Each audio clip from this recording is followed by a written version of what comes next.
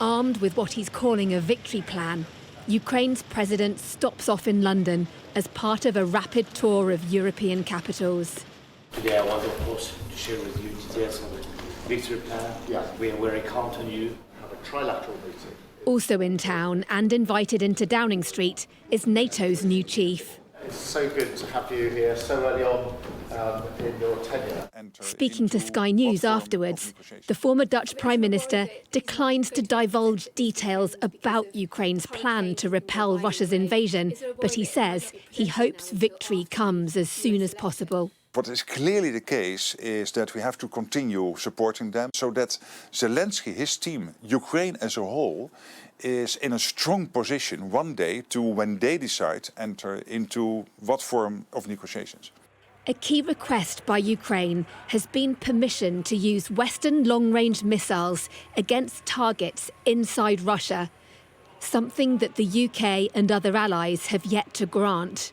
Is it making Ukraine weaker, the fact that they haven't agreed this yet? I'm not sure it is, because there is this risk that we completely focus on one weapon system. The main issue here is making sure that the military aid continues to flow into Ukraine, and then one weapon system will not change the outcome of the war.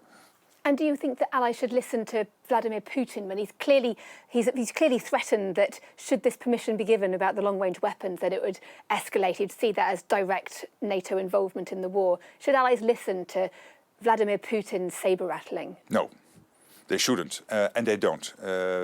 NATO is strong. We can face any adversary. We have everything in place to make sure that NATO is safe, is secure, and that we can fight off any threat. And we will never be intimidated by anyone outside NATO trying to threaten us. So that is of no use. He could better stop that. Against the backdrop of Russia's threats, NATO allies are about to start an annual nuclear exercise with aircraft, but no actual munitions. What message do you hope that this nuclear exercise that NATO is taking sends to Moscow? It is crucial that we test and strengthen our defence. We also clearly send a message to our adversaries that we stand ready to basically be able to respond to any threat. Obviously, NATO is not currently playing any role in the Middle East crisis, but that is clearly a big crisis consuming the world. And NATO allies, individual allies, are involved in helping to defend Israel, for example. Would you consider a possibility that NATO might have to play a role in the crisis to defend Israel's skies in the event of a direct war with Iran? Well, here, first of all, I would like to go back to my predecessor who said NATO cannot solve everything. So NATO is really concentrating on the North Atlantic, on Canada, the US, Europe. So we cannot solve everything. And clearly, NATO allies are very much involved in trying to navigate this crisis. And it is a crisis. So many people are losing lives on both sides, on three sides, in Gaza and Lebanon, but also of course, also Israel. Take only a look at what happened on the 7th of October, and there are over 1,000 people killed without any reason because of this terrorist attack which happened on the 7th of October. So it is a humanitarian disaster what is happening there. And of course, we follow that closely.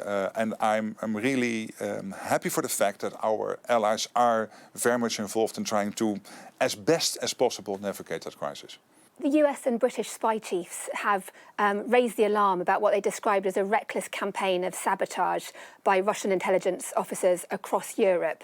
How worried are you, as the new NATO chief, of the threat posed by Russian intelligence officers launching sabotage attacks, arson, murder on European soil? And what is NATO doing to counter that and to deter it? Of course, we have to take hybrid threats very seriously. And indeed, the spy chief here in the UK gave a commanding speech, I could say, and a very authoritative address he had. I think it was yesterday. I read it. And of course, we have to be aware of this. And this is something which we coordinate within NATO, the hybrid threats, also, of course, at the level of the individual allies, but also collectively. The biggest threat right now is to Ukraine. Here, a Russian strike on President Zelenskyy's hometown of Kryvyi Rih.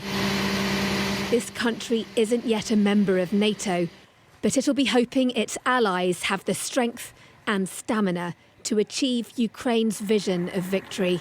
Deborah Haynes, Sky News.